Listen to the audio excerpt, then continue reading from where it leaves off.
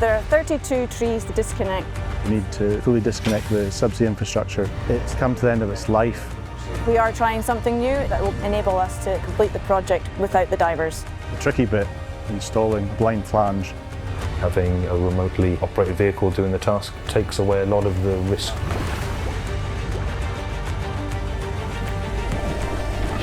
DeepOcean will be doing some barrier testing, there'll be the disconnection, chemicals injected into the line. In the very final stage, disconnection of the mooring lines, the Gryphon FPSO sailed into port for the completion of the project.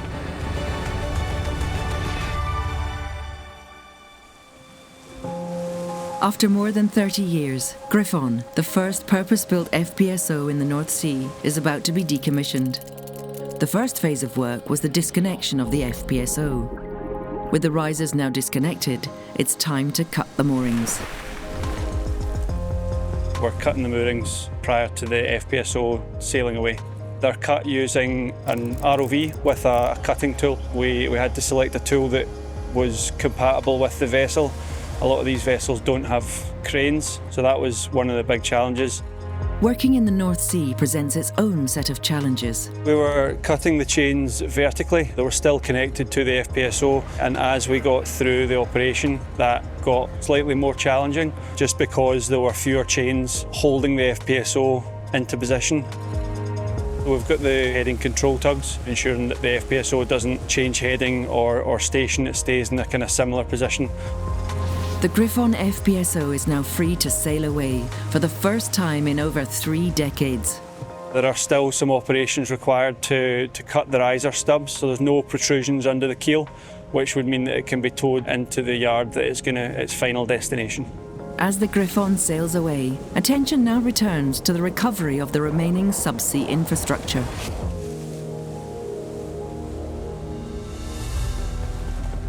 In this phase, we're undertaking the recovery of various risers and umbilicals that were previously cut at the Gryphon FPSO prior to the towaway. When we arrive in the field, we will start with a survey on the seabed to familiarize the crew with the task and how it looks down there. The current setup of the risers currently configured in a Lazy S over some midwater arches. We've had a bespoke friction clamp made that allows for diverless intervention. That allows us to bring the product off the seabed, inboard and up onto our bespoke made cutting table. Then when the riser is on the way back to deck, we're going to be cleaning it for safer deck handling and more efficient deck handling. We cut the products into 9-metre sections where they're bundled and stored in the deck corrals. To be more efficient, the team set up a kind of factory on the vessel, which they call the back deck spread. As part of this campaign, we're required to cut and tow the midwater arches.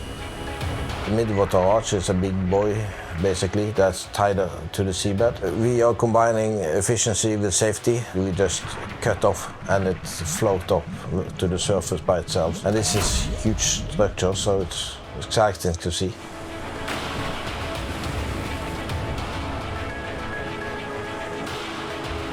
The waste material gets offloaded when we get into port and transported to our waste management contractor, and from there they recycle and repurpose north of 90% of the recovered product. Now that the midwater has been cut, it can be towed back to shore.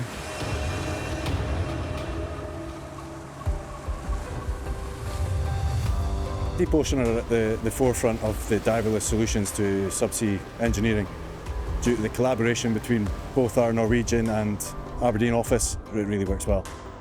You have departments from the vessel, you have the deck crew, you have the RV, you have the engineers, you have the guys on the office, and everybody is working as one team to get the job done. So that makes me proud.